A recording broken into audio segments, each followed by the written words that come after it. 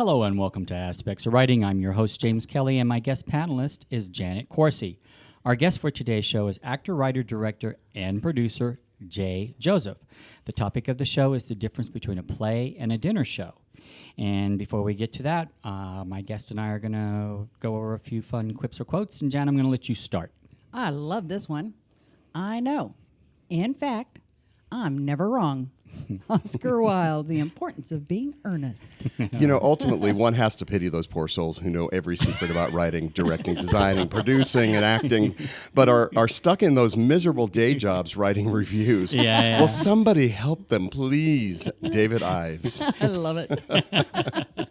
All right, and mine is, actors need a kind of aggression, a kind of inner force. Don't be only one-sided, sweet, nice, good. Get rid of being average. Find the killer in you. Stella Adler, The Art of Acting. That's scary. But true. But true, yeah. If you're just tuning in, you're listening to Aspects of Writing with me, your host, James Kelly, and my guest panelist is Janet Coursey. Our guest for today's show is actor, director, producer, and writer Jay Joseph. And the topic of the show today is the difference between a play and a dinner show. And my panelist, Janet Coursey, she's been with the show about 5 years. So, Jan, tell us a little bit about yourself and your book, The Secrets of Time. Oh, The Secrets of Time is just a whole lot of fun to read, and it's an easy read, so it's for anybody ages, I'm going to say, 10 years old and older. It's a woman's romance, basically, but it tells you about both sides of the pancake. Life is got two sides, and so it's just looking out for each other. And where can you find The Secrets of Time? Well, you're going to find it at Barnes and Noble in Henderson, and also on Amazon. You can also go to my website, janetcoursey.com, and find it there. Isn't also, that great? We still have a Barnes and Noble. I know. I mean, with everything going digital now, thank Yeah. goodness I love going into a bookstore. Yeah, Yes, yeah. yeah. But you know what's neat, Jay, is there's a lot of independent stores popping back up again. That's great. And that's what's really nice as well. Yes. So, you know. It was nice to have the mom and pop stores. Yeah. Yeah. Well, they're coming back. That's Yeah, great. they just opened one here, not too far from here. Yeah, we've had about 3 or 4 of them open in the last couple of years here. Yeah. In Las Vegas, Henderson area. Yeah. Yeah. All right. So our guest is actor, writer, director, and producer Jay Joseph. And J. Robert Joseph is a personal entertainer. He's a singer, an actor, and an MC. In fact, what's the show you're doing now? It's called A Baby Boomer's Toast to Broadway. Okay. And his experience ranged from musical theater to national tours to television, production shows, radio commercials, recording sessions, voiceovers, cabaret acts, and headlining on cruise and MC for major corporations, casinos, and pageants. Originally from California, Jay has been entertaining audiences for over 30 years. In addition to his performing, Jay is the owner of A Touch of Magic and Much More Entertainment Group. Well, and more entertainment group. Actually, A Touch of Mystery. Oh, A Touch of Mystery. Yeah, magic and mystery, they Oh, do yeah, go I am hand so in sorry. hand, though. That's Yeah. okay. Yeah. Maybe I should have you do this. Anyway, where was I, Jay? Anyway, his mysteries were featured on Royal Caribbean Cruises and Norwegian Jewel. And you also you have a corporate entertainment, team building, and public events. You do all Exactly, of that. we do. I started off with just the murder mysteries for about 15 years, and then clients kept asking, do you do anything more than the mysteries? And I thought, well, sure, because every one of our actors does something. They're either an impersonator or a magician. They have their own show. And so we just expanded into scavenger hunts, flash mobs, anything interactive, strolling performers, MCs. But how does that work with the corporate events, though? What do you do with them? So they will call us up and they'll want entertainment for the evening. So the murder mysteries are set up as either entertainment or automatically set up as team building because every table becomes an investigative team. So that works for them. The flash mobs, we do something of flash mobs with a twist where we actually utilize some of their people and they can actually do a dance-off section how much where fun they is come up that? with their own solo section and perform it as well. Wow. And the flash mobs are either standalone in a certain area or we can do them mobile because we have sound systems on wheels that are Bluetooth.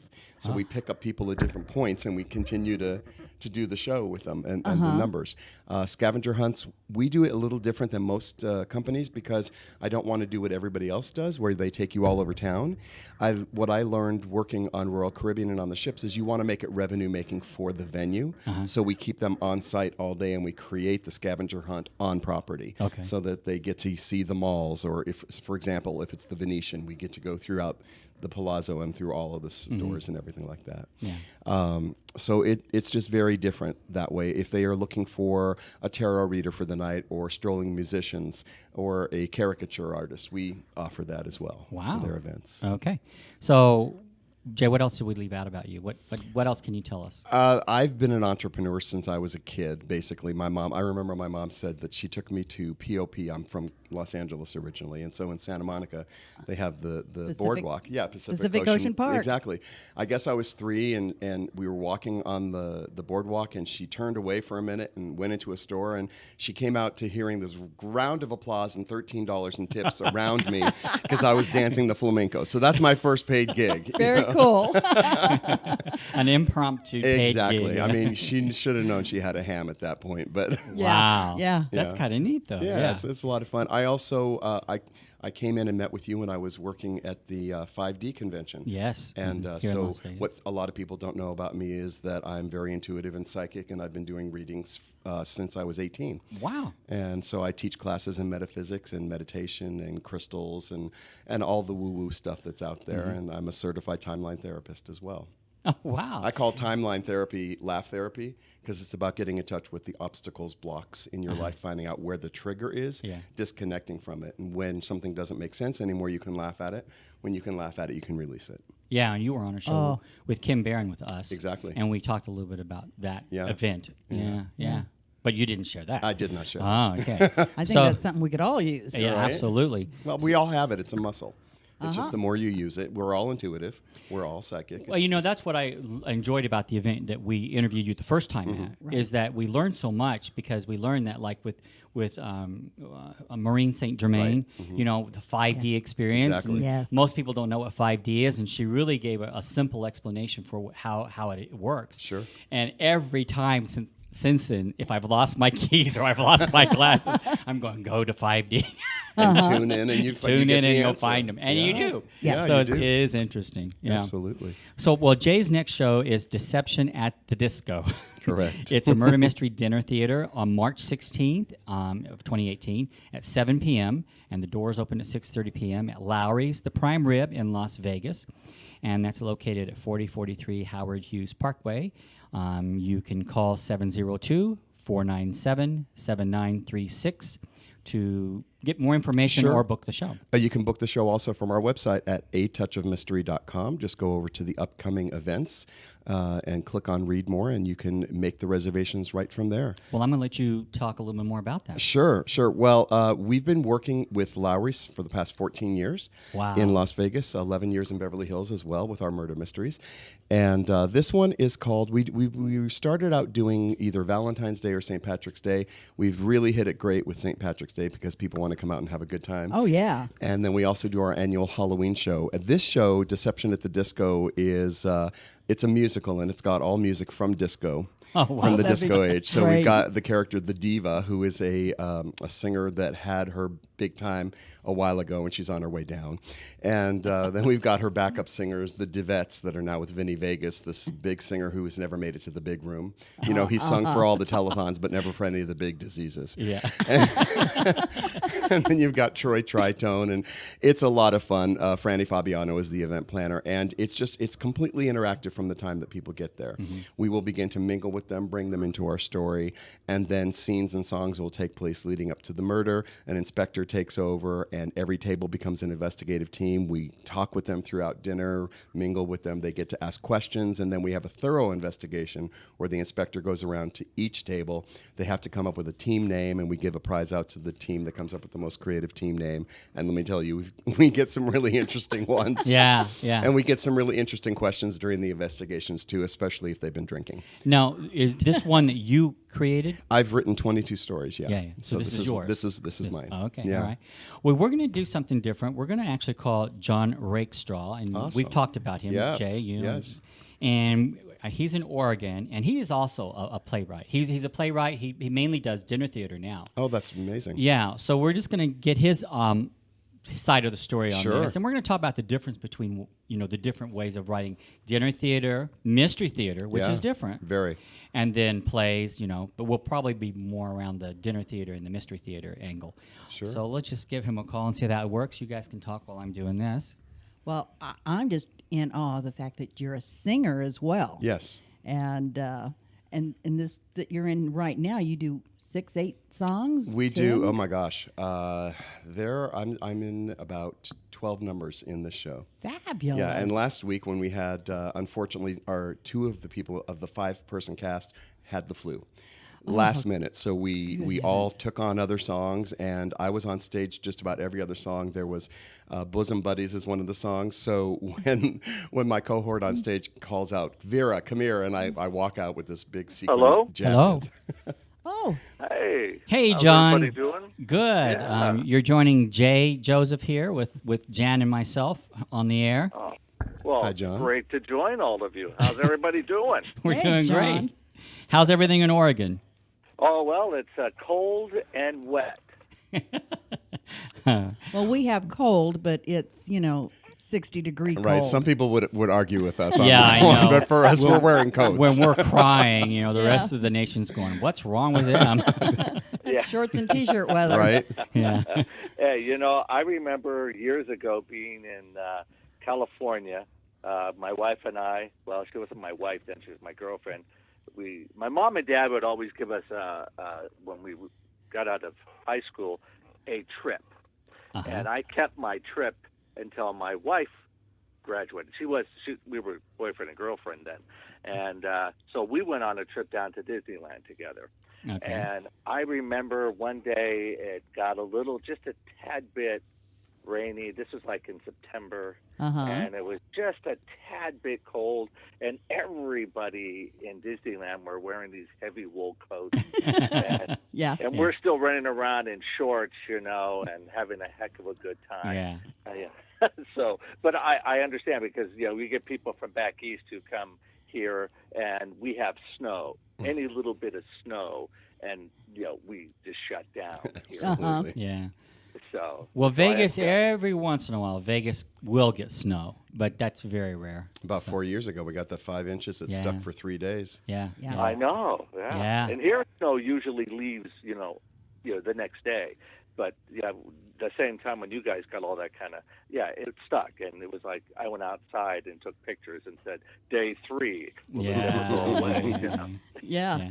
And I grew up in the Midwest where I know all about snow. So, yeah. Well, we're talking today, John. We're talking about the difference between a play and dinner show. And we're going to read a little bit, and then we're going to talk about it. Because I know your experience. Why don't you tell people your experience in this industry? Well, okay. In the industry of, are we talking about theater right now? Yeah. I mean, you're an Okay. author as well. You can even tell us what books you and your wife have written together. You've written books, but Okay. then you also write Yeah. plays and you write dinner theater. Yeah. With books, I've written basically a romantic mystery thriller called Titanic Deception.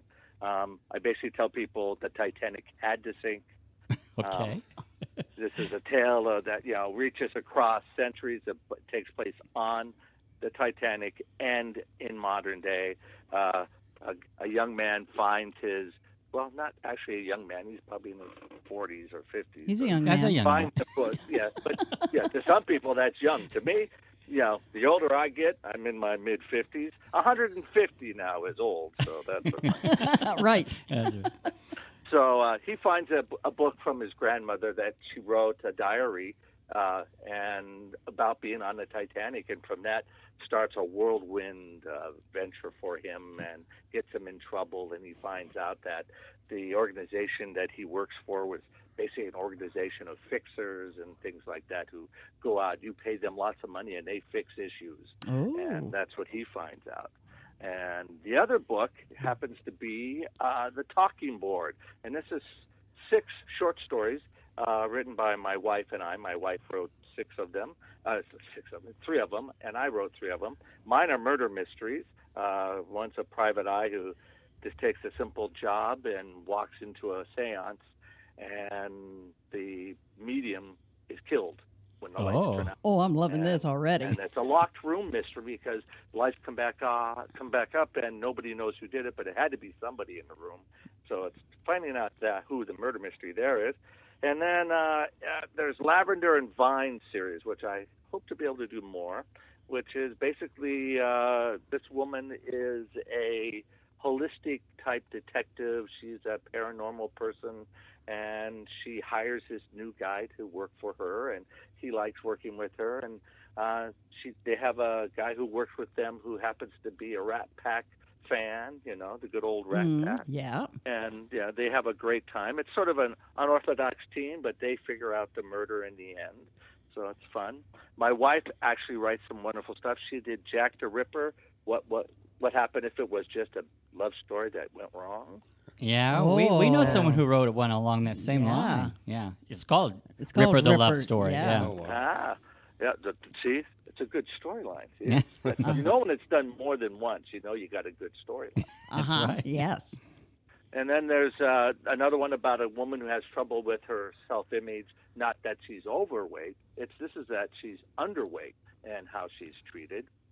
And then, of course, Talking Board, which is what the book is called, is basically a Ouija board. And it's a story about two women who decide to play with a Ouija board, and things go awry. As they can. And it's the usual. It's the usual idea, but they'll let people know that you can play with Ouija boards for real, and they won't cause you trouble. Or there are people who play with it wrongly and get themselves into a lot of trouble. Exactly. Ooh. Always be careful with Ouija boards. Yes. Yeah, and you're talking to Jay here, who's a psychic, so. Yeah. There are actual, for people if they don't know, there are actual ways to do things to protect yourself. Some people would say prayers, other things to put, circle of protection around you and things like that. Anytime you play with anything, that's going to talk to the dead.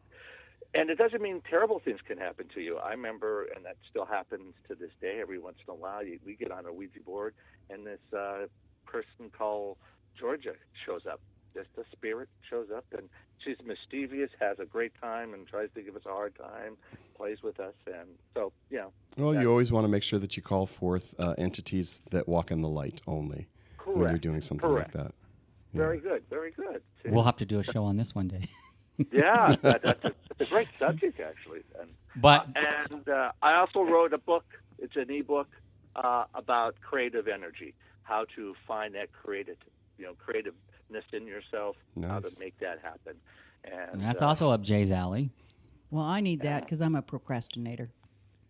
Procrastination is not really anything terrible. It's just, Thank goodness. really what it is that, you just got to sit down and get yourself, get all the other clutter out. And it's hard because we live such fast and furious lives nowadays. Yeah. And that procrastination isn't that it's just that there are so many things you got to do, and you just never get around to all of them because, you still have to do the part called life.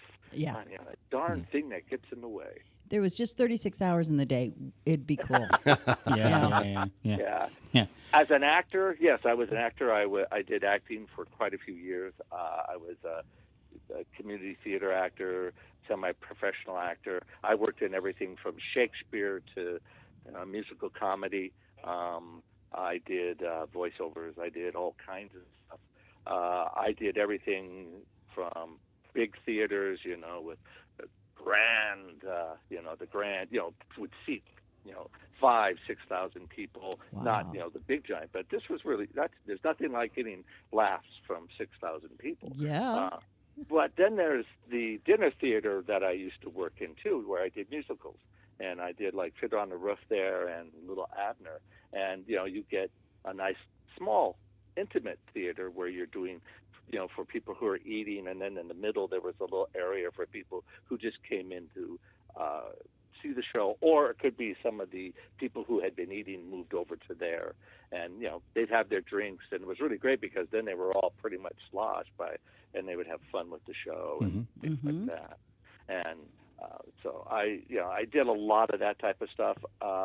I did a lot of my own type of radio drama here on the internet, long before we had the ability to, with broadband. So when you loaded up a file, it took like 3 days. Yes. Yes.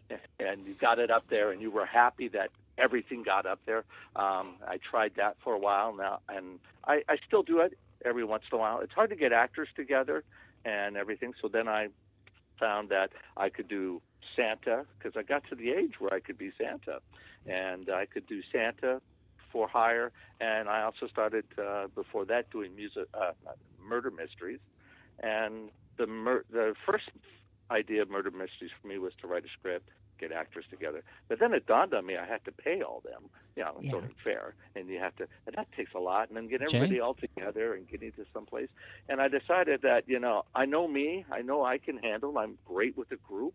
I'm great with the ability to just talk to anybody.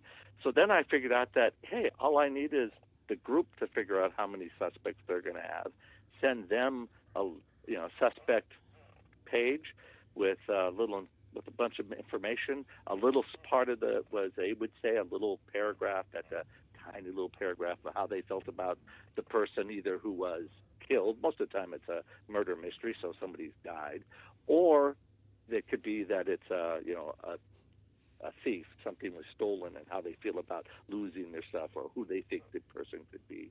And then I would hand out 30 envelopes full of clues, and we have those open, and we discuss as we go along with them. And you every once in a while take a poll of who think is the real murderer or killer or criminal among the group, and you discuss again. And it's an hour to 3 hours, depending on how big a group or how many suspects you have, of me just having a great time. And my wife once said to me, we used to sell stuff at those little markets, you go to Saturday market type things, and flea markets. I would sit there and we'd sell books and our other things, and my wife said, what we need to find you is a job that you could just sit there and talk to people and get paid. And lo and behold, I found the job. Yeah. Well, we're going to let Jay jump in here for a minute, too, because you were talking about the way you do your dinner theaters. Mm-hmm. And, Jay, how do you go about because Jay writes his plays as well. He's written like 22 different murder mysteries. Yeah, right. yeah. So, and the way I write them is I start writing the characters, and through writing the characters, their bios, the story unfolds. We work with normally 6 to 7 actors in the show. It's based on improv, but we do know the beginning, middle, and end, what needs to come out. When I have scripted the scenes, it's been based on what's come out over the years through improv. Mm-hmm. But what we do is as I said, it's completely interactive with the audience. We mingle with them. When it's a corporate event or even a private party, we can write up to 5 of their guests into the story, come up with extra clues, and associate them, weave them through the storyline, and bring someone up as an extra suspect during the investigation. So. Yeah, and one of the things too, Jay, you had mentioned that you're getting ready to do this dinner theater at Lowry's Steakhouse. Mm-hmm. How do you involve the guests who have paid to go have dinner? How does that work? They're interactive from the time they enter. We begin mingling with them, bringing them into the story from the time that they arrive. And so then it just continues to unfold. For this, they are actually guests at an event. Let's say it were a story like Lethal Libations, where they're coming to a wine tasting.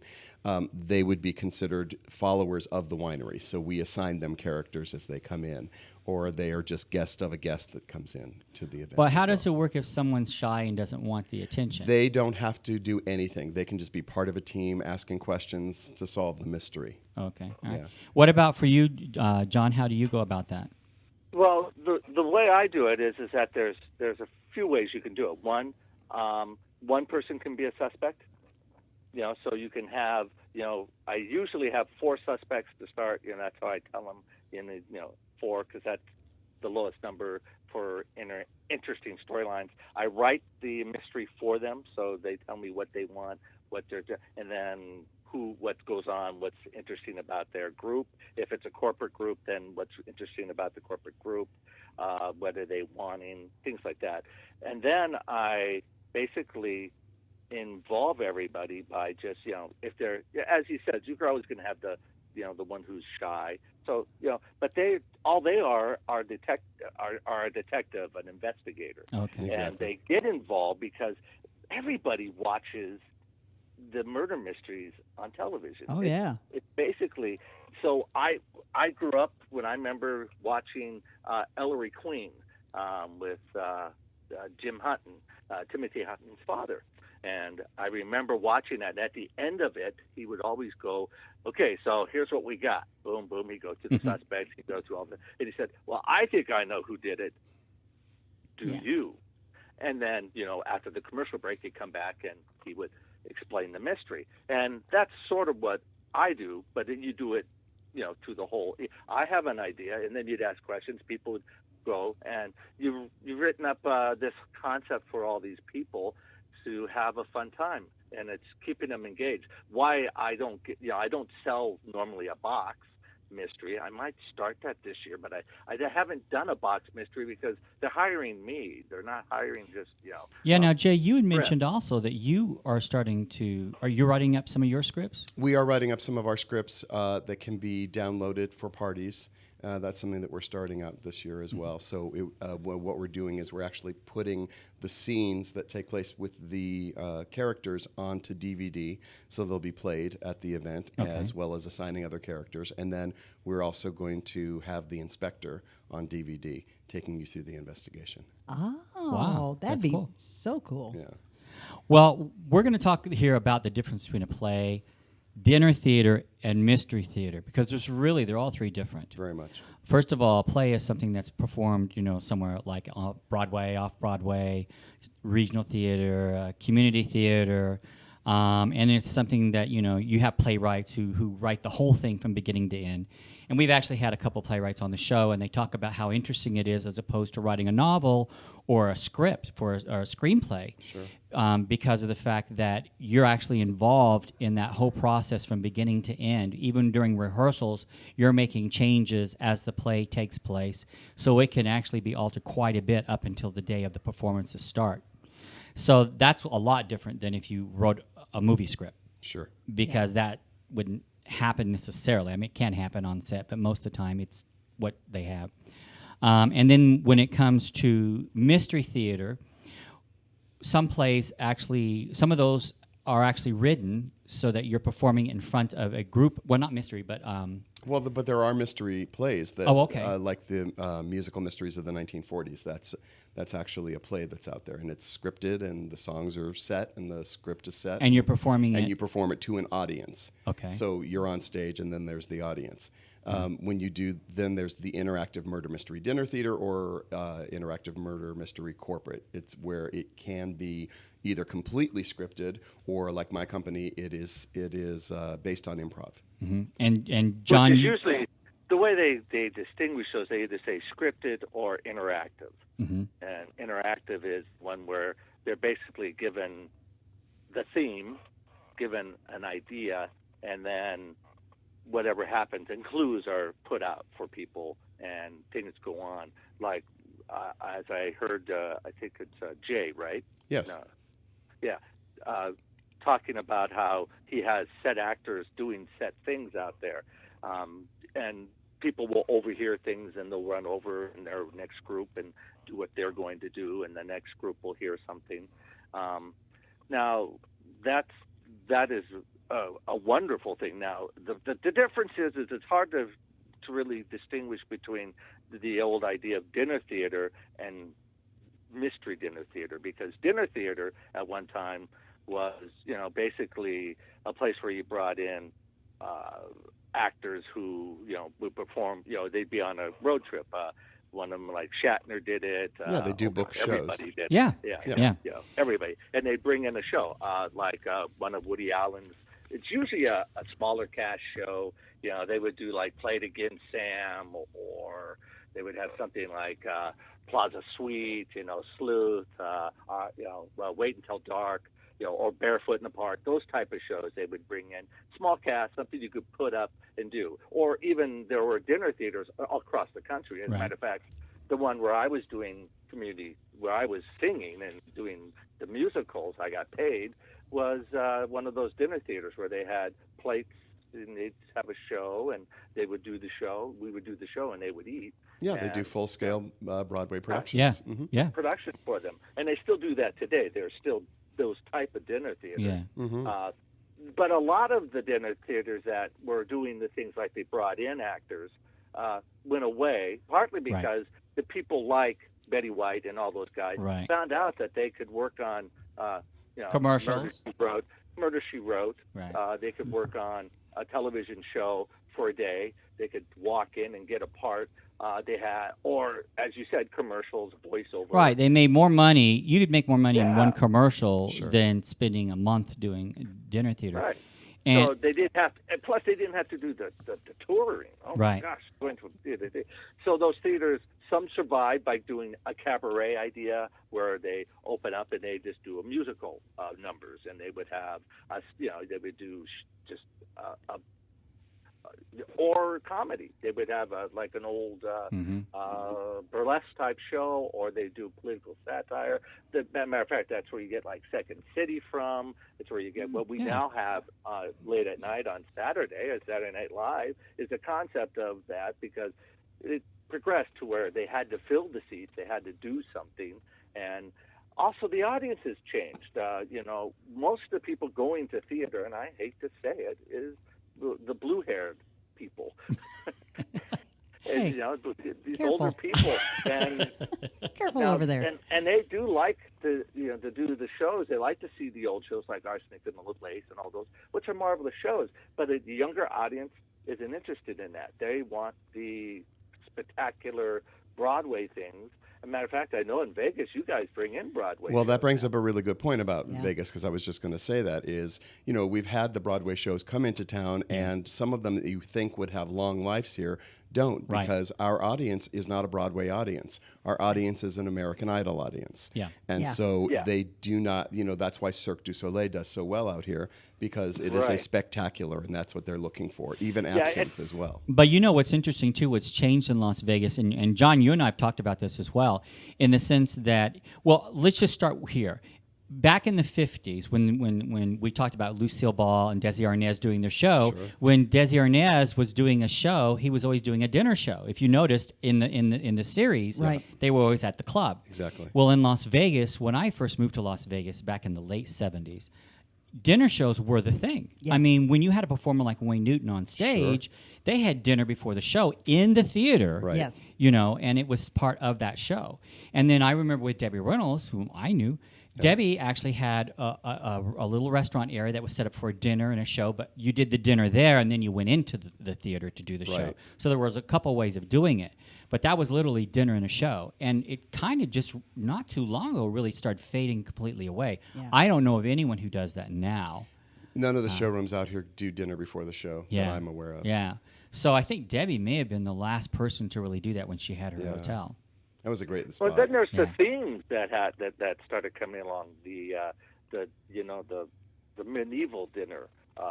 Where they do have that. Yes. Yeah, we do have they that still here. have that, but because those sell, you can sell to an audience, come in and have a medieval dinner, or you have whatever, the cowboys, and you have a bunch of cowboys, people dressed up like cowboys, doing a show in front of you with doing their lassos, and the other one is basically you pick I'm the red team, and my red knight will try to beat the green knight or the yellow knight or whatever. And I forgot that we do have that still. Right. So at the.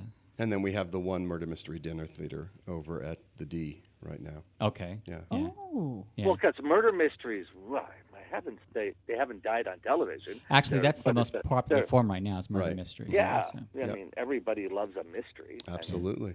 yeah. So, one of the things we just talked about that. I do want to know, we're letting our audience know a little bit how all this works, just so you know that the very first, the Greeks were the ones who actually introduced dinner theater to us. So it goes way back there, something like around 5th century BC. Well, I'm in good company because I'm half Greek. All right. So I'm not going to read all this, but we're just going to cover the bases here on that. But there's a lady named Joy Swift, and she was a businesswoman in Liverpool in Great Britain, and she's basically was credited for the murder mystery because she had a hotel she was running there, and in fact, on October 30th of 1981, she introduced a murder mystery, and that became the Interactive Dinner Theater, which runs from Friday to Sunday.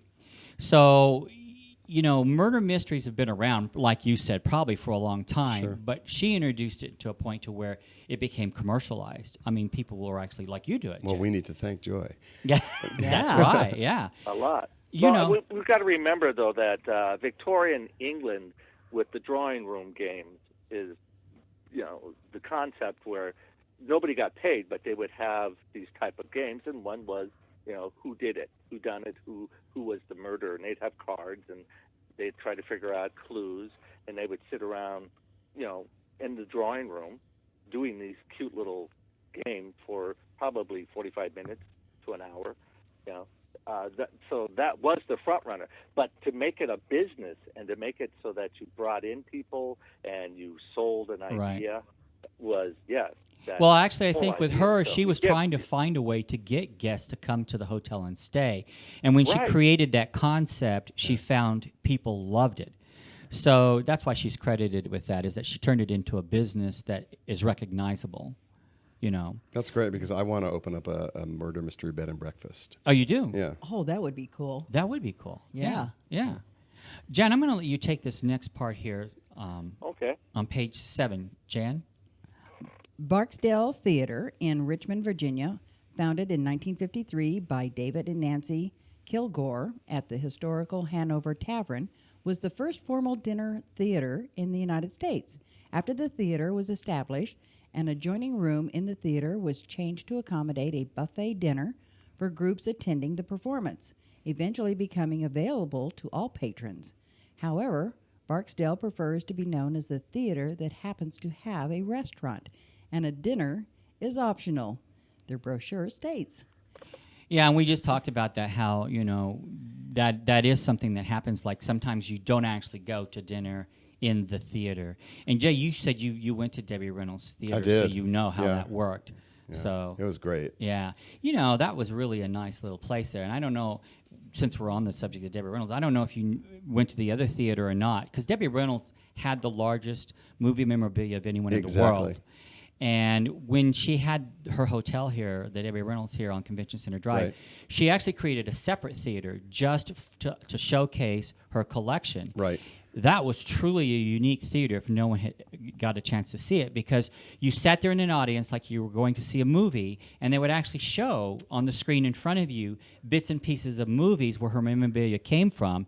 And then these panels on the sides, on both sides, would flip, and it would show the wardrobe or different, effects that were used Yes. throughout those movies that was in her collection. Yeah. And then when the Greek Isles took over, Yeah. and then they turned that theater into the Theater for Shades of Sinatra.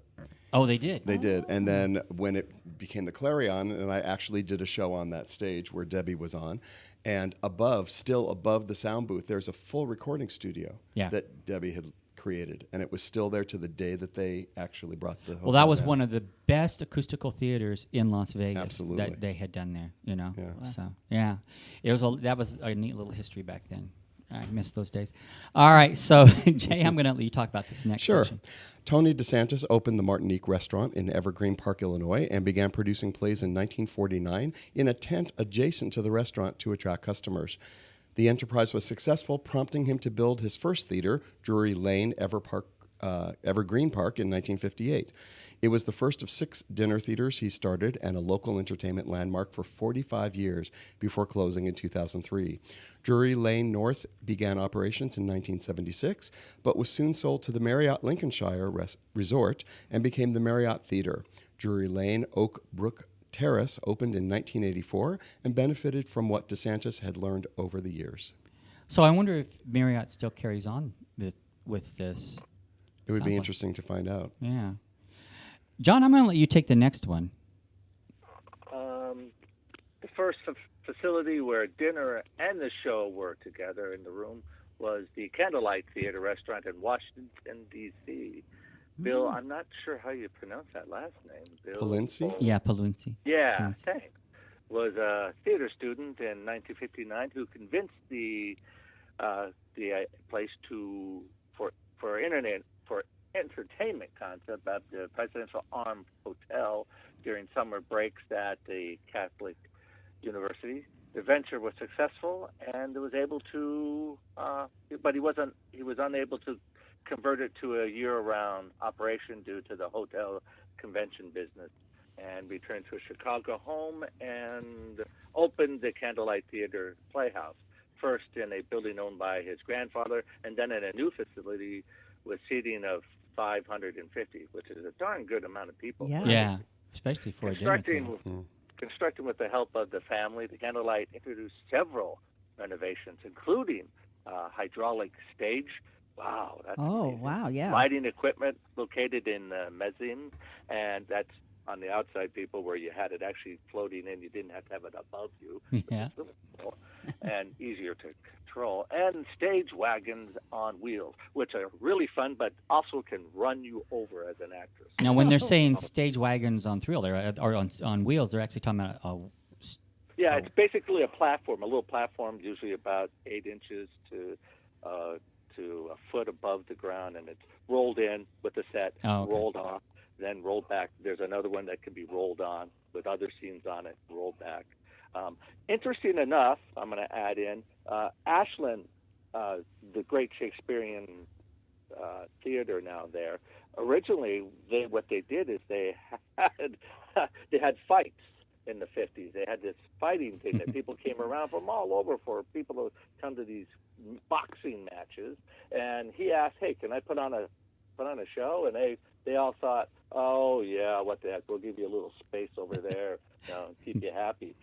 Surprisingly, what's there now is the theaters, huge. They have like 4 or 5 of them now there, and they've won Tony Awards. Major stuff has come out of there, and there's no boxing going on at all.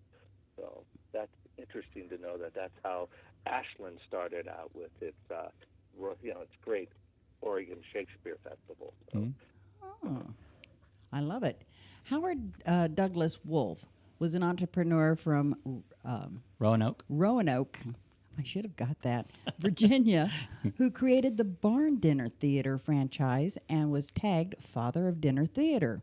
He began the franchise in 1961 with longtime friend and business partner Conlil Jones. The chain included 27 theaters in New York, Virginia, North Carolina, Tennessee, Texas, Louisiana, and Georgia. Each franchise featured his architectural barn designs, farm-themed decorations, which included a plow and other tools, and Wolfe's elevator, which he patented as the magic stage. In the end of an act or scene, the stage would disappear into the ceiling, then reappear ready for the next scene. Well, we see this all the time here in Vegas. Yeah. Yes, we do. Yeah, that's not unusual at all. And here. it's interesting, too, because the barn, the shape of the barn, Bucks County Playhouse, where I did summer stock, was actually like a barn. So Yeah, I wonder yeah. if that was one of the... Yeah, because I remember when plays were done in barns as well. Yeah, I'm quite old, too. But anyway, the thing is, older than you. I've got a barn. Let's do a show. But you know what? That was what was really neat about that era. I've told this once before on the air. In Atlanta, Georgia, they have what's called the Fox Theater. And there was a chain at one time of Fox Theaters. In fact, they have one in Anchorage, Alaska, which I've been to. And what was so neat about those stages is before the movie, whatever the movie was, they had these stages to where they actually had live orchestras at one time. Yes. And they would be down in what's called the orchestra pit, but the stages would actually rise up from the floor. And then in the Fox Theater in Atlanta, as the orchestra's playing and they're coming up from the bottom up to the stage level, you had the sun and the moon. So you had the sun coming up in the morning, and then you reach high noon, and then go down at night as the orchestra's playing. I think they still do that in Atlanta at that theater, in the Fox Theater, because they completely renovated that theater, and it's so beautiful. Oh, wow. We used to have a Fox Theater in L.A. Yeah. And it's gone now. In Anchorage, the guy who owned that one had been closed for quite some time, but he bought it and he renovated it, and it was harder to get a crowd there, and I'm not sure why. Probably not today. But in any case, what he did is he did something really great with that theater as well. He kept the nuance of the theater itself, but then he found a way of creating all these walls and stuff that would fold, and you could actually create convention space.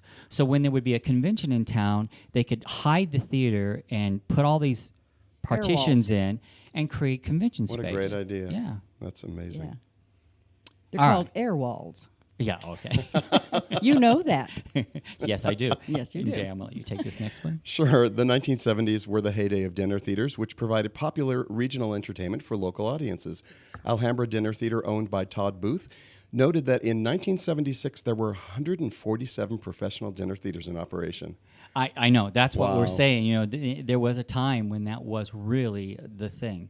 And how long have you been doing this now, John? Me doing theater? Yeah. Oh my heavens! Since the early, from the 80s. Okay. careful, All right. Well, you're yeah. you're gonna age yourself. Yeah. That's, That's not as bad as 80s, I thought you were going to say. Yeah. Well, because we Yeah, talked well. about, you talked about earlier too about how some of the stars like Van Johnson, June Allison, Shelley Winters, Betty Grable, Sandra Dee, Cesar Romero, Ann Miller, a lot of these people did dinner theater, and people don't realize that in between, it was a different era back then. First of all, they were usually studio actors, so they were on payroll. They weren't making multi-million-dollar deals with the theaters like they're doing today. So in between, they would do these dinner shows, and it's kind of like what you mentioned earlier, Jay, too. They would travel, Absolutely. from one state to another. And Yeah. I think even, John, you mentioned how tiresome it can be going from one state to another doing these shows. And these actors actually did that. In fact, Debbie Reynolds is on here. Yeah, I mean, they were on hiatus from filming, and they wanted to keep their chops up, and they knew that theater gave them a very good opportunity to do things differently than you do in film. Live theater is a whole different thing. Yeah. I remember my training originally was theater, and then I went into television. You have to learn how to fit into that box. Yeah. So you have to act much smaller than you do on theater, and if you're a television actor, you have to learn how to expand yourself so that you know how to. I mean, I did theater before we had microphones, wearing microphones, so you Yeah. have to learn to project. Yeah. Yeah, and Burt Reynolds owned a dinner theater in Jupiter, Florida. And then Earl Holliman owned a Fiesta Dinner Playhouse in San Antonio, Texas. So I guess they figure if we buy this and we create this, we'll stay busy because we'll have something to do. Absolutely. Yeah. All right. And Jay, I'm going to let you take Sure. this next one. The boom seemed to end in the mid-1980s, with many of them closing and most no longer able to afford or attract celebrities, even faded ones, to star in their productions. Wow, and where was Norma Desmond at that point? Aging stars started receiving offers for television and commercial work, and they stopped doing dinner theater. Alhambra Dinner Theater owner Todd Booth commented they could make more in a day doing a commercial than they could make during the entire run of dinner theater show, and they didn't have to travel. Yeah. Yeah. And Yeah. we have performers in Las Vegas who are doing that today. If in essence, in the sense that you have these entertainers. What's a couple that we have now at Planet Hollywood? Golly, I can't think of their name. Oh, in a show? Yeah, right now? with their own shows. Oh gosh. Well, we have Celine Dion at Caesar's Palace. Right. Yeah. And you have Cher then who Cher. plays. Right. The Osmonds. The Osmonds. Right. Yeah. Donnie and Marie. Don't you still have Manilow too, Barry?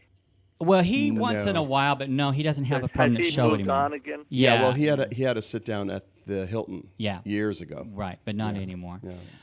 The Hilton isn't even there anymore. Yeah, but who's the entertainer that was on American Idol that she has her own show here now? Oh, Gosh, I don't know why her name. country western. No. Anyway, haven't seen it in a she's long at time. Planet Hollywood, and then you have Lionel Richie at Planet. Jennifer Lopez. Jennifer Lopez. Yes. So you have like some huge Yes. entertainers. Well, we're moving back. It's coming back to headliners again, which is nice. Yeah. Yes. And when I moved here in '99, the pedestal was just starting to move Right. out of production shows into Cirque. Yeah. And so we're finally getting back to headliners. Yeah.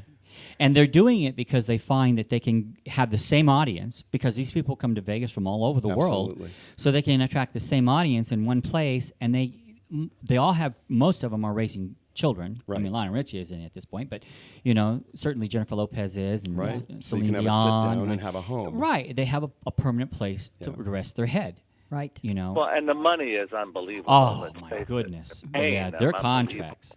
Yeah. And everyone knows Celine Dion. She had $100 million contract for 3 years, the first contract. Right. I don't know what's She come took a since then. helicopter to work from Lake Las Vegas. Did she really? Yep. Right. Yeah. Yeah. Yeah. It was amazing. Yeah. So, and then she had her own apartment right there at the theater anyway. She That's still right. does. Yeah. So, and here's a little tidbit about her. She's one of the most gracious women that ever was. Yeah. When I worked back at Caesars, my job was to make sure that her dinners on Saturday night for her entire staff was set, pardon me, and for the families. And she was just so gracious to offer free tickets to the shows and do so many wonderful things. But she was so good to everybody. I mean, Yeah. she is just a wonderful woman. Yeah. So, and you're right, it is going full circle. Yeah. Because when Vegas started out, for instance, you did have the Rat Pack and you did have the dinner shows there. And even when I got here in 78, you still had the performers performing in the theaters, and they were the headliners. And a lot of them did come out. I know Wayne Newton did that. He would come out after the show, and, he would actually stand there and meet and greet every single person who attended his performance. Yeah. So, now I don't know that they're doing that. I don't think they're doing that. I'm not sure if they're doing that. Because their venues are too big now. Yeah. Now it's like 5,000 people. Right. I was very playing fortunate to- to see Stephen Eady at their last yeah. their last sit down Yeah. at the Stardust before they Yeah. tore the theater down. Yeah. It was amazing. Yeah. And we've talked about how, Marty Allen's been on our show. Yeah. And he's still going. I am He is. so amazed that this man is still out there going. And he and his wife have created their Karen own Kate. act. Yeah. He just fell recently, and he's Yeah, I know. he's doing much Yeah, he's better, doing which better, is yeah. great. I mean, Yeah. the man Yeah. continues to bounce back. Yeah. He has a standing date with us in 5 years. Yes. On his 100th. And I'm sure he'll make it. Well, and we're gonna He'll have be there. the two young people that were on with him back as well, and his Right. wife Karen. So Yes. that's going to be a fun. Hopefully, he will definitely be here. We told him, hang on there. Absolutely. But those greats, it's hard to compare Vegas to what it was. I mean, those really were great times. I remember back then when you had the dinner theaters, you dressed up for those dinner theaters. You had to Yes. be in. The guys had to be in a tuxedo, and the women had to be in nice gowns. Evening gowns, yeah. And you really dressed up to go to the show. You used to dress up to fly. And And it- you Yeah. don't Yeah. anymore. I mean, I did the tour of Chicago in 2001, and we opened in Biloxi, Mississippi, and people were walking in with flip-flops and cutoffs Yeah. with popcorn, and it was just like, wow, theater has changed. Yeah. So it's totally different than it used to be, Yeah. and that's true for everything though. Even when you go out to dinner now, a lot of them used to have. I actually had gone into places even when I was living in Atlanta, where you had certain dress codes. If you didn't have a jacket, they loaned you a jacket to put on. Right. Then I've also been to the other places where if you wore a tie, they cut it off. Yeah. Now, let me ask on these murder mystery dinner theaters, I went to one back in the 70s. And when I bought my tickets in advance, they told me I had to wear appropriate clothing for that particular era. We invite Do you do? to. We invite you to come dressed in your favorite clothing for the era or for this one coming up, disco. But it's not mandatory. We do have people that really get into it and they love it. We did a show at Lowry's called Death by Chocolate. We had people show up with business cards, hand rolled truffles. Oh, They wow. really got into it, Yeah. which is great. Oh, I got to do this again. Yeah. So much fun. That's great that they're doing this at Lowry's. Lowry's is a local restaurant here in Yes. town. It's been here for quite a few years Yes. now, Yeah. And I really, until I met you, I didn't even know they were doing that. Oh there. yeah, it's a wonderful experience. They also do Christmas carolers at holiday time, and they do the Christmas story as well. Yeah. So Well, everyone, we're running out of time here. So, John, first I'd like to thank you for joining us on the radio from Oregon. Well, thank you. It was fabulous. I had a great time. And just Great. tell everyone a little bit about where they can get information about you, your website. Well, I'm online. It's easy, johnlrakestraw.com. Just John L. Rakestraw. I wish it could have been John Rakestraw, but somebody else has that and took it. Yeah, you wouldn't believe how many Really? John Rakestraws are out there. I was shocked myself.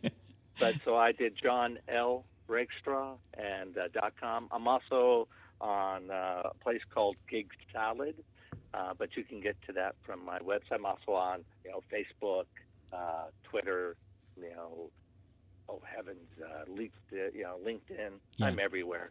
You just look up John Rakestraw, guy from Oregon, does murder mysteries and Santa. You'll find me. Well, John, thank you so much for joining us on the phone. And Thank we'll you. talk. We'll talk later on today. All right. You All have right. a fabulous day. And Jay, I hope you have a great time. It sounds really good. People, go get prime rib, Thanks, have a John. murder mystery, and there's nothing like a murder. That's for sure. Yeah. There is nothing in the world. Dinner like and a murder. That's right. Much That's success right. to you, John. Thanks, John. Take care. Well, I also would like to thank you, Jay. Jay Joseph. It's Jay. you. You just go by Jay Joseph. I go by Jay Joseph. Robert, I was told by actually a psychic once, use your middle name because it's really powerful when you do the numerology. So sometimes I'll use it and sometimes I won't. Yeah. Well, I'd like to thank you. And you're an actor, director, writer, producer. And I like what you're getting ready to do with your plays, that you're actually fixing up now to where if someone wants to take one of your plays and do it themselves, they Yes. can. So, Yeah. And then I'd like to thank Janet Corsi, my panelist. Always and my pleasure. She's always on. So, Jay, in addition to jrobertjoseph.com, where else can we learn about your work? You can go to atouchofmystery.com as well. Okay, I want you to talk a little bit again about what you're doing here. Sure. We're on March the 16th at 7 o'clock. We're doing Deception at the Disco, which is an interactive musical murder mystery, and that's at Lowry's the Prime Rib. Doors will open at 6:30. Lowry's is located at 4043 Howard Hughes Parkway, and it's it's on Flamingo between Koval and also Koval and Paradise. So if you pass Koval, Yes, right across the street from the Tuscany from the Hotel. Tuscany, Yeah. exactly. And in order to get tickets, you can either do that at atouchofmystery.com and look up upcoming events, or you can call 702-497-7936. What is involved with the dinner? It is, you have a Lowry's signature 3-course meal. You can either have their prime rib, an 8-ounce prime rib, or you can have salmon. If you're a vegetarian, let us know ahead of time, and we can provide something for you there. You have their famous spinning salad, and they actually come in and spin it on this big bed of ice. Yeah. Oh, cool. And then you have the dessert.